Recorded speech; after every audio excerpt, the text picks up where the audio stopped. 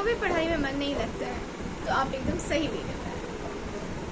जैसे कि आज मुझे पढ़ने का एकदम नहीं मन कर रहा है, मुझे बोरिंग लग रहा है, पढ़ाई इरिटेटिंग अजीब सा लग रहा है, बस पढ़ने का मन नहीं कर रहा है। एंड ये बुक मुझे इसका हाफ बुक अभी 21 सितंबर तक कंप्लीट करना है और मुझे तो मन लगता नहीं है पढ़ाई में, तो सॉल्व कैसे करूँ इसका कैसे सॉल्व करूँ? मैंने एक वर्ड भी नहीं पढ़ा है बुक का, लिटरली नहीं पढ़ा। एसिड बेस, इस पे पता है कौन कौन सा चैप्टर आ रहा है? इसमें आ रहा है chemical reaction and equation, acid base and salt, और आ रहा है मेटल्स, और ये 3 चैप्टर आ रहा है। और टोटल ये बुक में है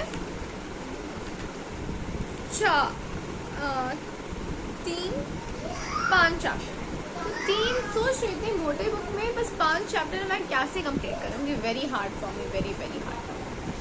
तो चलिए अब ज़्यादा सस्पेंस नहीं बनाते हैं, अब हम शुरू करते हैं कि हमें पढ़ना कैसे चाहिए। ठीक है, तो जैसे ही मैं यहाँ पे पढ़ने बैठी हूँ, ओके, मैं निकालूंगी केमिकल रिएक्शन इक्वेशन, अपना 0 से स्टार्ट करना। ओके, आपको आप हो सकते 2-3 चैप्टर हो, बट फिर इसकी रिवाइज होता है। तो जैसे कि मैं अपनी मैम का लेक्चर सुन रही थी स्कूल में, मैम कुछ बोल रही थी, तो मैंने कुछ अंडरलाइन किया है। ओके, कुछ हाईलाइट भी किया है, जैसे कि आप देख सकते हो। ये जो हाईलाइट देख रहे हो वो मैंने किया, और मैं जब हाईलाइट करने बैठती हूँ ना, लिटरली पूरा बुक हाईलाइट हो जाता है, इसलिए मैं हाईलाइट नहीं करती, बस पढ़ लेती हूँ। और मेरी दीदी वो पढ़ने में बहुत अच्छी है, तो वो बोलती है अंडरलाइन करो, इंपॉर्टेंट, बट मुझे तो कुछ इंपॉर्टेंट लगता ही नहीं, सब इंपॉर्टेंट लगता है मुझे, और मेरे साथ सब अंडरलाइन हाईलाइट हो जाते हैं। देख रही हो क्या हुआ है, लिटरली सब अंडरलाइन है ना। हाँ, तो अब मैं ऐसे नहीं पढ़ूँ, मैं पहले देखूंगी कि 1.0 में क्या है। Introduction,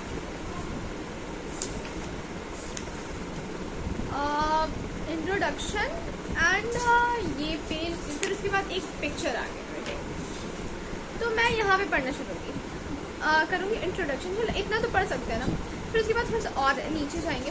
what are the physical and chemical changes, पहले सोचो what are the physical and chemical changes. हम लोग पहले पढ़े हैं जैसे कि वाटर को, अगर आइस क्यूब को अगर वाटर में चेंज किया जाए तो वो फिजिकल चेंज होगा, क्योंकि वो फिर उससे आइस क्यूब बन सकता है। बट अगर हम लोग एक अगरबत्ती को जलाए, या फिर अगर हम लोग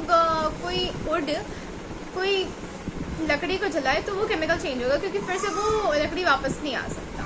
तो वो फिर से फिजिकल चेंज वापस आ सकता है, बट केमिकल चेंज नहीं आ सकता।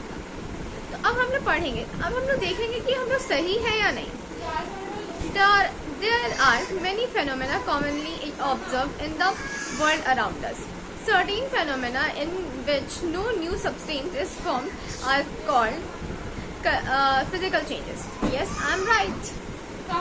For example, melting of ice. मेरे को याद है। तो आप ना पहले से रिलेट करो, पहले आपने क्या पढ़ा, अभी आपने क्या पढ़ा, ऐसे रिलेट करो। फिर उसके बाद केमिकल चेंज, ठीक है। तो हम लोग अब for example melting of ice, अब हम लोग पढ़ेंगे dissolution of sugar in water. हाँ, उसको भी कर सकते हैं, शुगर को और पानी को अलग कर सकते हैं। हम लोग मिक्स कर दिए तो उसको हीट करके लास्ट में शुगर बचेगा और पानी हट जाएगा, वेपर बच जाएगा। We also encounter certain changes which new substance form. जैसे कि हम लोग लकड़ी को जलाए थे तो न्यू सब्सटेंस फॉर्म हुआ था ना।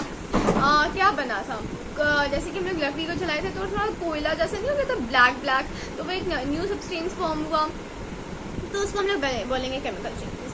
तो ऐसे आप पढ़ाई करो, क्यों नहीं लगेगा मज़ा, क्यों नहीं मज़ा आएगा पढ़ाई में, ज़रूर मज़ा आएगा। With some tricks I will prove you that study is very interesting, but कभी कभार देखो मन नहीं करता है, तो जब मन नहीं करता है ना, तो चुपचाप से बुक को बंद करो और रख दो। और ऐसे 2-3 दिन 4-5 दिन चलते रह गया तो नहीं, अपने आप को प्रेशर करो और पढ़ाई करो।